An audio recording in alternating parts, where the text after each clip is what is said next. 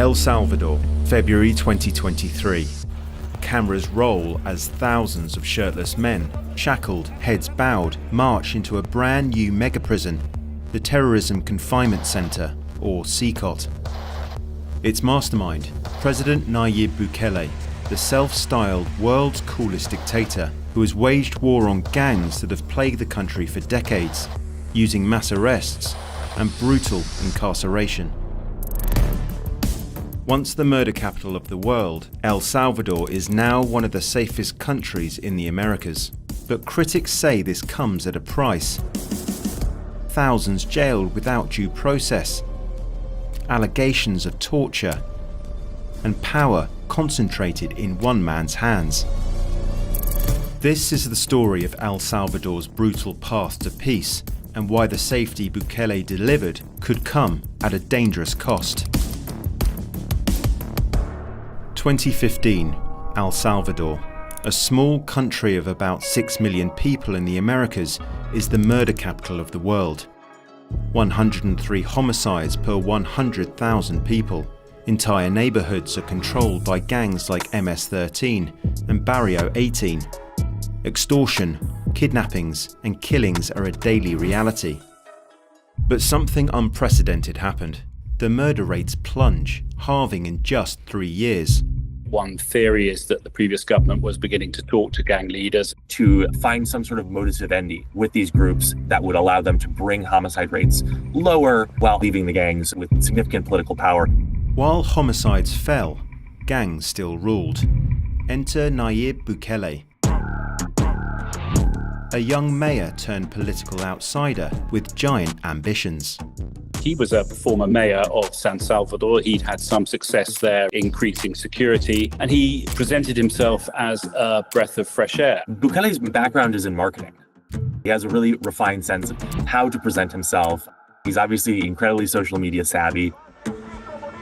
Since the civil war in El Salvador, there have been two parties. Both had become mired in corruption. This idea that the political system is not delivering for people, Bukele was able to tap into that. Then in 2019, a key part of his message was, we can return Salvador to normality. Bukele's election was a shock to the political establishment. He used his first term to amass more and more power. But true to his word, his territorial control plan sees killings in the country continue to fall. El Salvador felt at its safest for decades. But in 2022, a single weekend changed everything. An increased army presence on the streets in El Salvador, an immediate reaction to a bloody weekend. 62 homicides on Saturday, the most in one single day in more than 20 years. March 2022, a weekend of gang violence leaves 87 dead, shattering El Salvador's fragile sense of safety. Bukele initiated a state of emergency. There was the removal of habeas corpus, the ability for the military to conduct policing operations, to round up anyone even suspected of being a gang leader and imprison them. It was meant to be about 30 days. It's been systematically extended every single month since then. In just a few years, over 75,000 people are detained, including thousands of minors. Mass trials see up to 900 defendants at once, and gang sentences stretch to 60 years. 2% of the entire population is now behind bars. As cells overflowed, Bukele turned to his boldest project yet, a mega-prison. This is the Terrorism Confinement Center, CCOT. Opened in 2023 to hold El Salvador's most feared gang members and send a message far beyond its borders. Often these authoritarians have terrible prisons. It's a sort of dirty secret. Bukele is rather the opposite, with these slickly produced videos. With men who are completely tattooed all the way up. Why does he do that? Because he thinks this is a simple battle. It's billed as the model prison where the worst of the Salvadoran gangs are being housed. CCOT holds 40,000 inmates, the largest prison in the Americas. 256 cells crammed with at least 90 prisoners.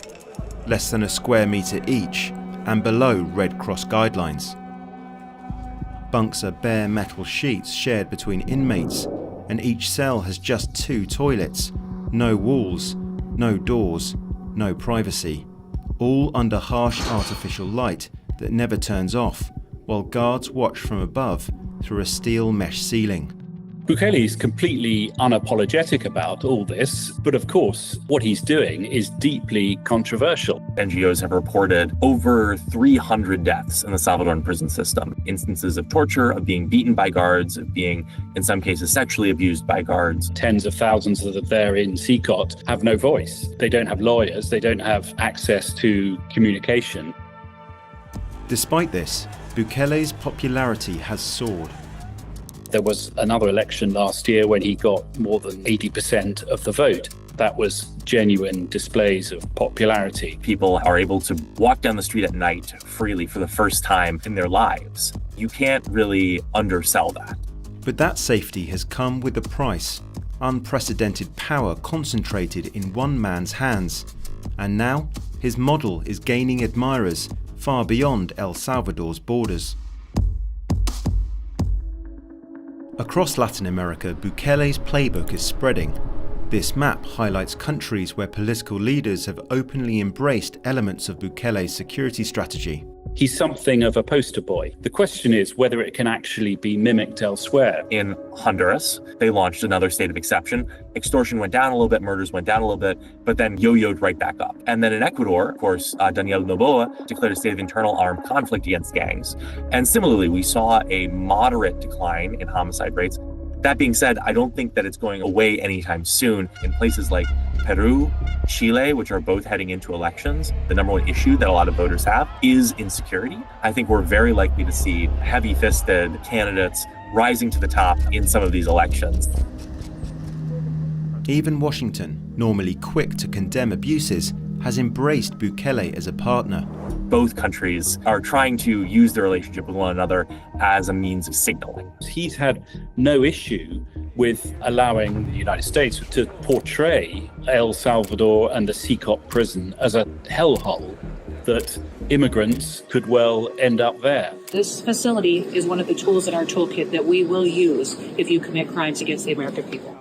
Bukele has sort of tried to make himself a flag bearer for this. If he can lock in that relationship with the US, Bukele thinks that by 2028, he will be in a very firmly entrenched position to remain in power.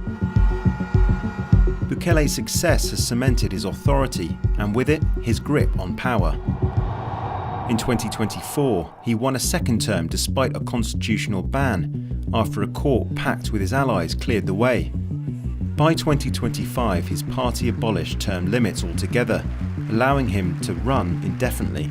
Opponents now warn that democracy in El Salvador is dead. We've seen a remarkable decline in violence, but also a remarkable consolidation of Bukele's control over the Salvadoran state. Total control of the Congress, complete control of the courts. Politicians told me people might feel that their lives have been changed for the better. They don't have to fear the gangs anymore. But there might soon come a time when they fear their own government. If you have a really powerful and dangerous government that can do whatever it wants, how do you get out of that situation?